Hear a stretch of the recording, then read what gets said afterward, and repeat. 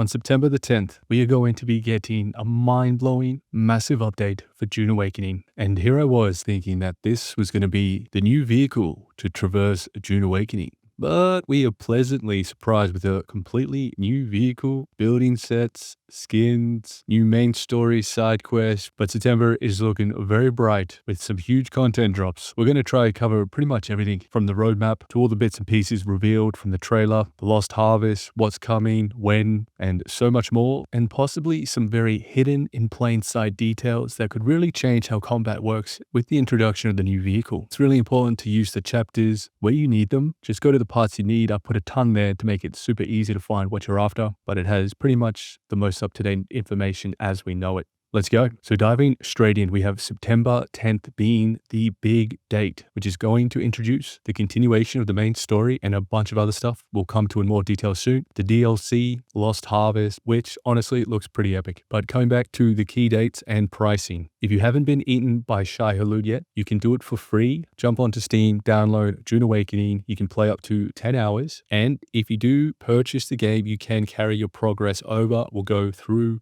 all the little nuances to this free trial period, but that is from now until August the 24th, 2025. The other exciting aspect we have to look forward to is that very soon, towards the end of August, we will be getting the pre-Chapter 2 in-game event. This sounds extremely interesting, and this will help us get pumped for what's to come. So there will be an event that leads directly into Chapter 2. Funcom will be sharing those details very soon. I'll be covering everything up until the September launch, so stay with us on the journey. Now, September the 10th, this is the big one. Now, we've covered some of this, but now we have all the little details. It's really important to mention that along with all this stuff mentioned here, we are going to be getting a ton of quality of life additions. The date on this, we don't know, but I'm expecting it to be around September the 10th as well. But don't hold me to that. We'll find out more soon. So these are your key dates. Moving on to the pricing, we have Lost Harvest. The DLC by itself is going to be $12.99, so $13 US, $11.99 in euros, and curse my currency, about 20 bucks Aussie smackaroos. That is the standalone DLC. Purchasing the season pass. So keep in mind the season pass includes 4 DLCs. One we've already received, which was the Wildlife of Arrakis, very minor cosmetic DLC. It also includes the Lost Harvest, Raiders of the Broken Lands, and the Waterlands DLC, but we'll come to that in more detail. But that's what is included in the season pass if you purchase that now, and that is going to be $25 US, and that is assuming you've already got the base game. If you're going to buy the base game and the season pass, you're looking at roughly $75, and I would just recommend doing that as you'll save money over time. But there you have it. There's the price. Lost Harvest DLC, $13 US. So we have the key date, September the 10th. We've got the pricing. Let's go through some of the most important information. The Dune Awakening's dev roadmap can be broken down into 4 sections to make it a bit easier to digest and explain. The great news is we can expect monthly patches, fixes, improvements. The most important thing is that just like what they've been doing, they're going to listen to our feedback, address bugs and cheats, reproduce them internally, do all the fixing and good stuff, tweak and fix if needed, and then they will push it live. And this is happening on a monthly basis, at least for now. Great to see, which takes us onto section 2.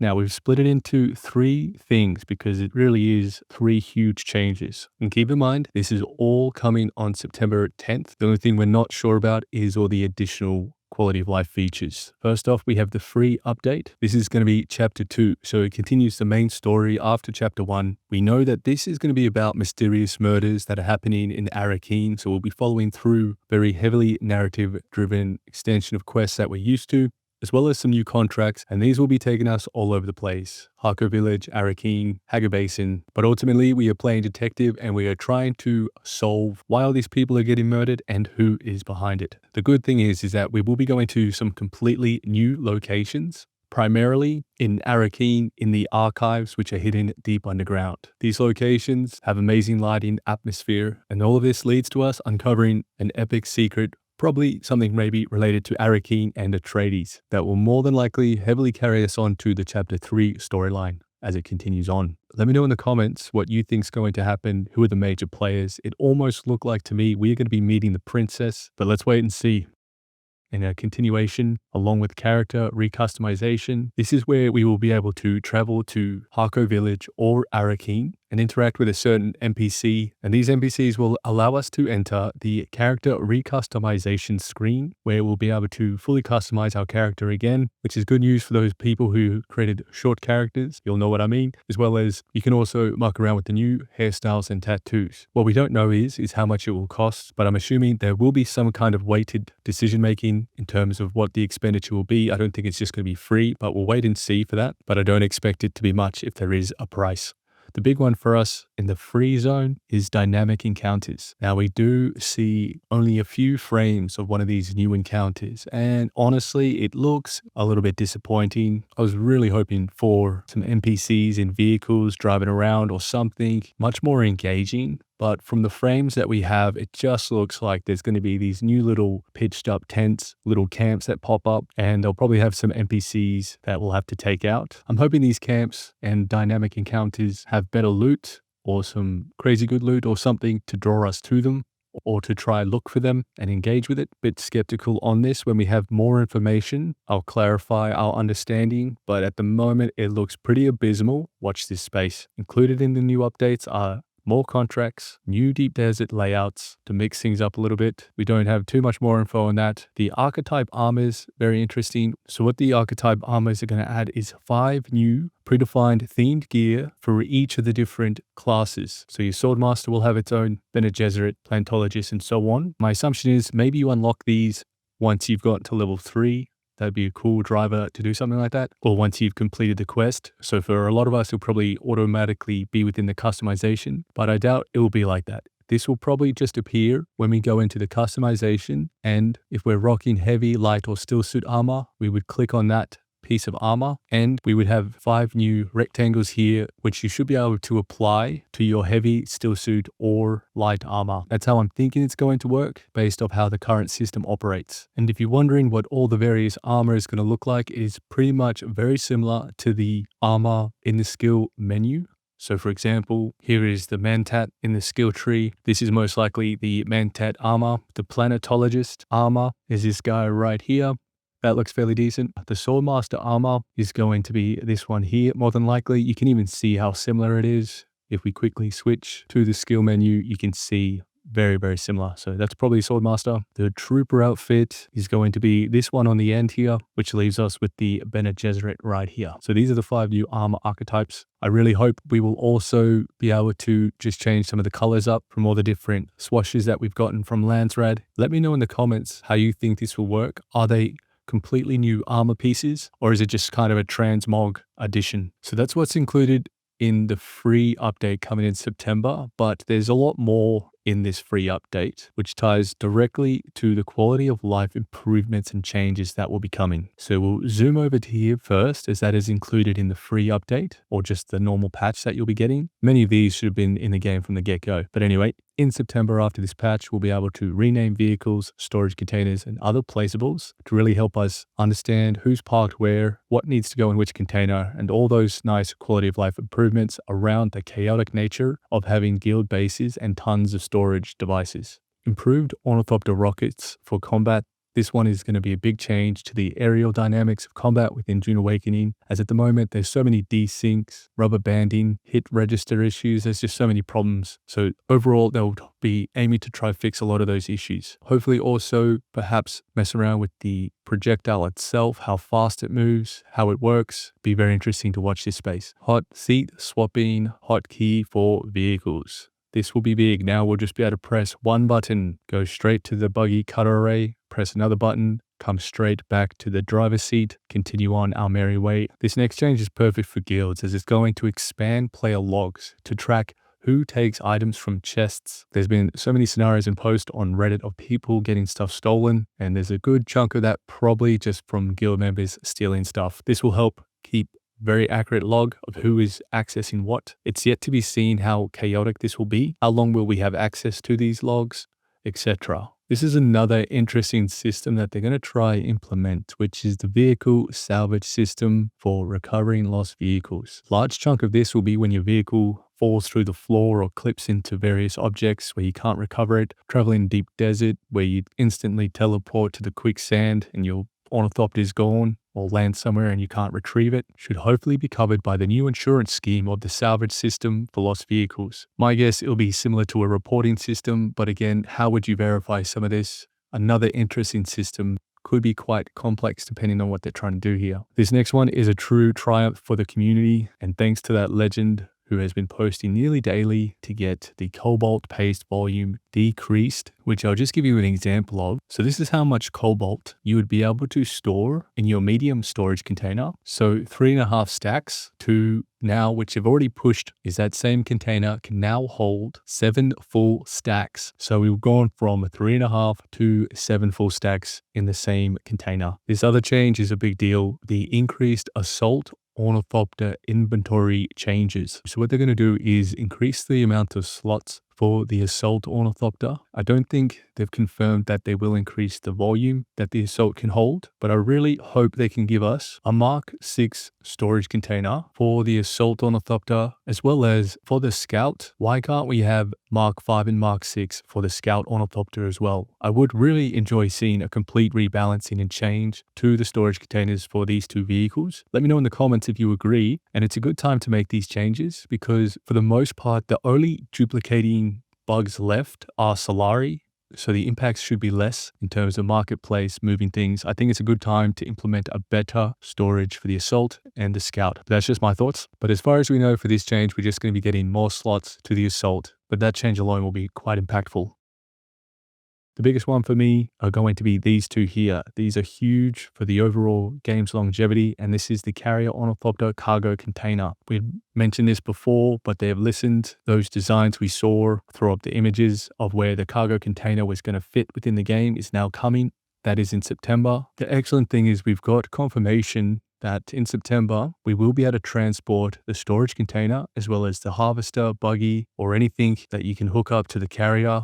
You will be able to take between Haga Basin and Deep Desert and vice versa. So you will be able to say, grab your harvester and fly it straight in from Haga Basin and then fly it, at least from my understanding, even with the cargo in it, all the way from the Deep Desert back into Haga Basin. Now, there will be some contention around this change, but to me, this is such a good quality of life. This change cannot be understated. It is a game changer in my mind. I'm really looking forward to it. The other big thing that they're fixing is the loot within the Deep Desert, particularly for the testing stations. I don't really think the crashed ships need to change. Good luck camping those. If there's something good, you will get jumped, bashed if you're AFKing those zones. However, the testing station, you would spend hour, if not longer, as a solo or a group, depending on your levels, where you're at, come to the loot room and it would be empty. Even though when you went in there, you could see that the chest had stuff in it. The animation indicated so. Someone's logged in, grabbed all the stuff from the chest, and logged out before you could get to that room. No longer will that be the case. The loot is now going to be instant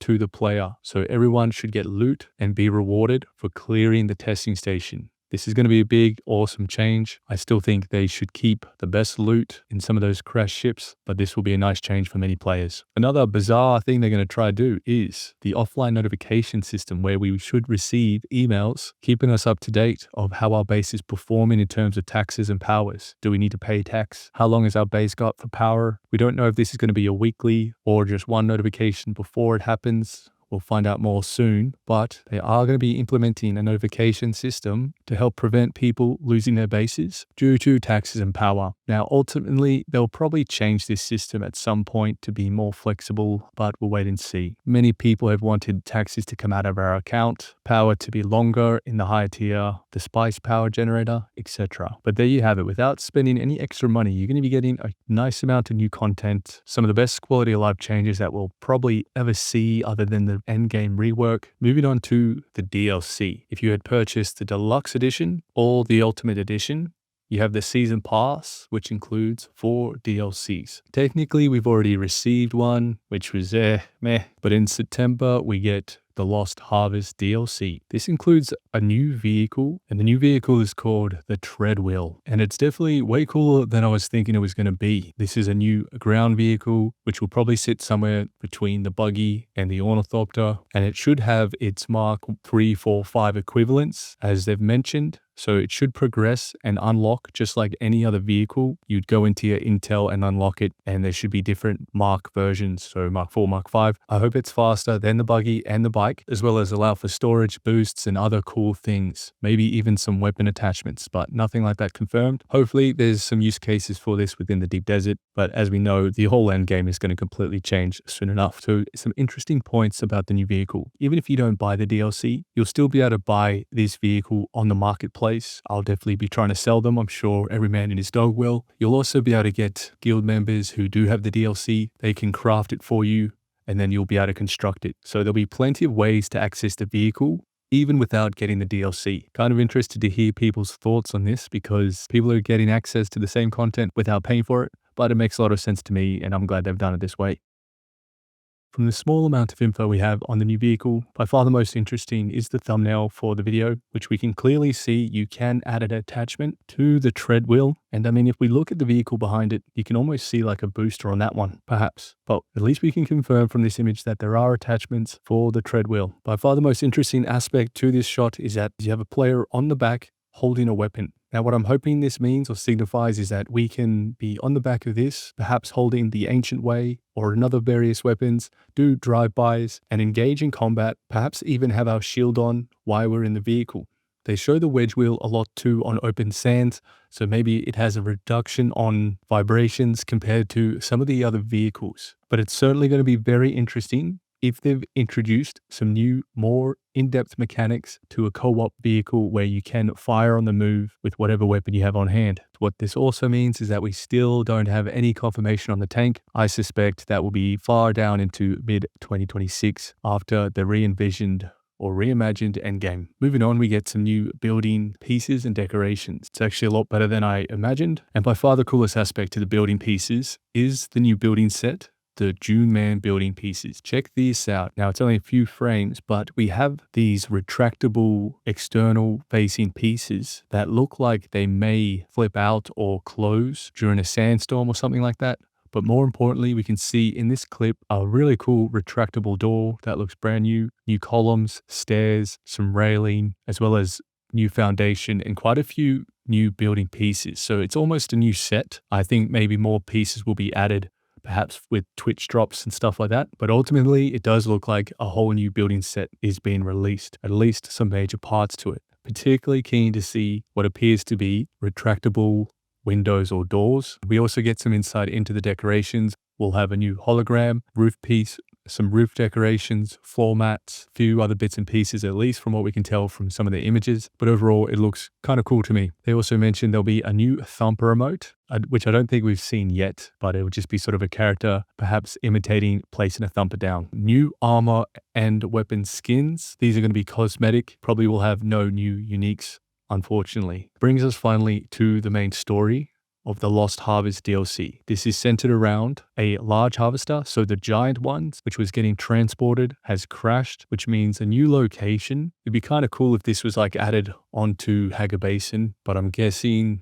this will be going through a door or we travel there somehow. We can see this image here, which to me almost looks like it is in Hager Basin, because behind it you can see Shoal area with the crash ship and very close to the Harkonnen base, at least facing Shoal. But that's pure speculation. So along with this new story quest that will take us to new locations and new contract chains, there will be additional 3 Imperial Testing Stations. So I don't know, it's hard to decipher if this is going to be a new location on the world map. The 3 Imperial Testing Stations will hopefully be more challenging. But the main premise of this whole Lost Harvest is the missing cargo, and we're on a quest to find it, and no one really knows what it is. But it looks like what's included is a ton of new voiced NPCs locations, a lot here. Along with that will be new swatches and emotes. But as you can see, September is just going to be absolutely mind-blowing. So if you're looking to come back to June, it is going to be in September. You have the new free update, tons of quality life improvements, and if you purchase the DLC, you'll have new story content, a few other decorations and skins. And honestly, this is the good news that we need for Dune Awakening right now, is there's been so many problems and issues with this game. But one thing we can say for sure is that they're definitely listening, and we're going to get some good changes coming very, very soon. So if any of this interests you and you haven't played Dune Awakening yet, you can try for free. And as mentioned, you'll be able to play for 10 hours up until August 24th. Now, it's worth noting you are completely free to roam Haga Basin. You won't be able to access the Deep Desert or any of the social hubs, which means Arrakis and Harko Village, which will mean some quests are restricted. I think this is more just sort of jump in and muck around with the building, maybe a few minor quests, but 10 hours really isn't much at all, but enough to give a little bit of a taste. Now, it's very important to understand what you can and can't do if you do decide to buy the game and then progress your character from the trial into the real game. You will keep your character journeys, your character level, skill, and tech points, as well as the character backpack contents. This one's really important because the aim here is to put in the most valuable things you have, Solari, perhaps vehicle components, definitely the vehicle backup, all in your character backpack. So the inventory you have on your character, fill that up with all the good stuff.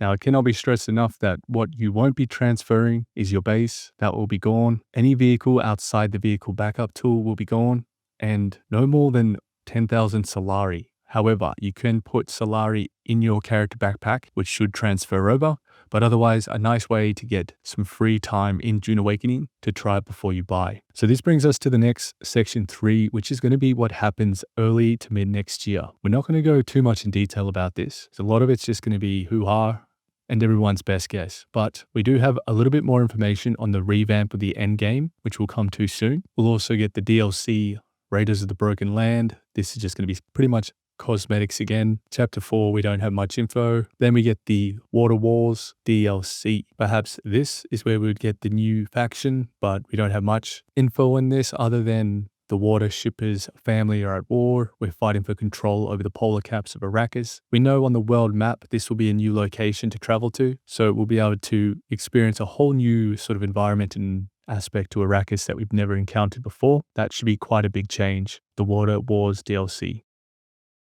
Now, by far, some of the main things that we need to have happened in Dune Awakening, other than the container, and that is the Landsrad endgame overhaul. They got some really interesting things coming in this space, and that is sort of projected for the first half of 2026. But we're going to have the faction progression, which will be tied directly into the Landsrad, which is going to be delivered to us by contract-based activities, as well as some of these new activities that are happening or are sort of planned to come. Now, these are very watch, wait and see because they'll probably change, but these are just some of the ideas that they're throwing out there. Assassinations, hopefully that's a player assassination, but I highly doubt it. It will be an NPC that you'll need to go and kill. So a boss probably. Treasure maps, perhaps using the scanner to uncover treasure, or compactor I should say. Races, this one will be freaking interesting. Love to see something like that. Maybe on the world map, you would queue into a race. Construction challenges, that would be very cool for builders. That'd be something, I don't know if I've seen anything like that in any other game. Duels, this is got to happen.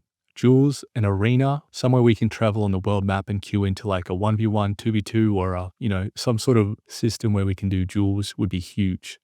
Faction versus faction maps, another pretty game-changing idea that could be coming. At least I hope they try test it out. Because one, that would also make it a lot easier to make friends, the camaraderie, to really play into the whole Atreides versus Harkonnen aspect of the game, improve control points, but obviously maybe the timing, how big they are, the benefits, what could be improved around control points, scavenger hunts, pretty much an extended fetch quest, but something to mix it up. Temporary crafting challenges. I still hope they keep some of the resource drain included in the Landsrad, but just a lot less. And again, this will be expanding the overland map. The Landsrad in the endgame as we know it is going to completely change in 2026. Now, some of these points are going to probably upset some people, but this is what I'm really excited for. The return to the original vision of PvP sandbox for spice control. Now, I'm one of the few that really enjoyed the original Deep Desert. It was a brutal, scary place. Every second you were on there felt invigorating because you had to watch and be careful at all times. Now it's become a bit of a playground,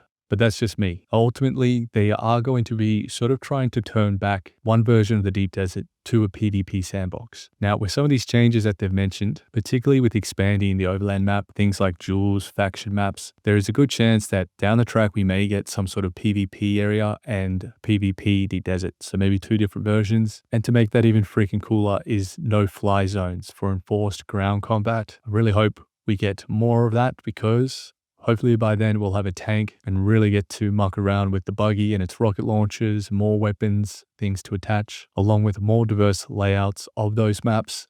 So there's a lot of creativity and things coming, better stability and performance, which is a must. Now, beyond 2026 or sort of the tail end of 2026, there'll be more expansions. That's more slated for 2027, but the console release is scheduled for 2026. Be later in the year for sure, but we'll see what happens, and then more free updates and DLCs. But the main takeaway is the first half of 2026, Landsrat is going to be completely reworked. Some of these things are very much going to be trial and error, and we do know that Funcom is basically doing a lot of these ideas and changes based on the community's feedback. So I do recommend, if you are in a guild or you play this game a lot, definitely make some good suggestions. They will probably listen if there are enough people making similar suggestions. But this roadmap is pretty damn big. Basically, by the end of 2026, we will have a different Dune Awakening completely. But let me know what you think. There's a lot to digest, a lot to come. September is going to be freaking off the chart. It's a good time to get back and get into the grind of Dune Awakening if you want to hit September a bit ahead of others. But at the same time, it could be worth just waiting to get that storage container for the carriers. So it makes it much nicer and simpler to get all that good stuff out of the deep desert. But thanks very much for watching. If you did get anything out of this, consider liking and subscribing. It goes a really long way. Hopefully this was helpful. Spent a lot of time just getting this bit more collected than just reading some shit out. So I hope you appreciate it. Thanks very much. Peace.